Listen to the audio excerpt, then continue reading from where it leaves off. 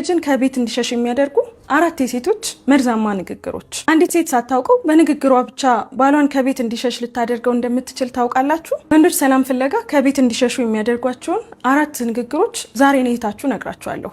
እስከ መጨረሻው ተከታተሉትና የምታደርጉ ካላችሁ አስተካክሉ። አንደኛ፣ ማንቋሸሽ፣ ዝቅ አድርጎ የመመልከት ወይም ደግሞ የማጣጣል አይነት ንግግሮች አሉ አይደል? እነዚህ ንግግሮች ወንዶችን በጣም የሚሰብሩና የሚጎዱ ንግግሮች ናቸው። ሁለተኛ፣ ሁልጊዜም ነገሮችን ካለፈው ስህተት ጋር ማያያዝ፣ ጥፋተኝነትን የሚያስታውሱ አይነት ንግግሮችን መናገር። ሶስተኛ፣ ከሌላ ወንድ ጋር ማወዳደር። እገሌን ይኸው እስኪ ለሚስቱ እንደዚህ እያደረገ እንደዚህ ገዝቶ እንደዚህ ሆኖ።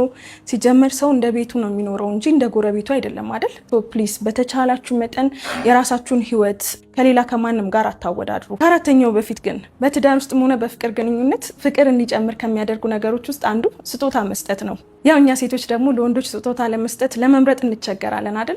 አንቺም ለባልሽ እንደተወደደ እንደተከበረ እንዲሰማው የሚያደርጉ ብራንድ የሆኑ ጥራትን ከዘመናዊነት ጋር የተላበሱ በጣም የሚያማምሩ ሰዓቶችን ከአኪያዎች ማግኘት ትችላለሽ። ካለሽበት ሳትንቀሳቀሺ በተመጣጣኝ ዋጋ ከተለያዩ አማራጮች ጋር እንደምታዩት በጣም በሚያምር ካርቶን በፍጥነት በነፃ ያላችሁበት ያደርሳሉ።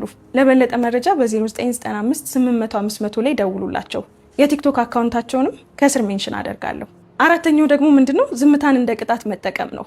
ይሄንን እንግዲህ ብዙዎቻችሁ ሴቶች እንደምትስማሙበት አልጠራጠርም። ምክንያቱም የምናደርገው ነገር ስለሆነ ማለት ነው። ግን ትክክል አይደለም፣ የሚያርቅ የሚያሸሽ ነገር ነው። እናንተስ ምን ታስባላችሁ? ኮሜንት ላይ ሀሳብ አስተያየታችሁን ጻፉልኝ። አመሰግናለሁ። ቻው። እሺ ምን ትላላችሁ? አሁን ምን ትላላችሁ? ኮሜንት አድርጉ እስቲ፣ ኮሜንት አድርጉ።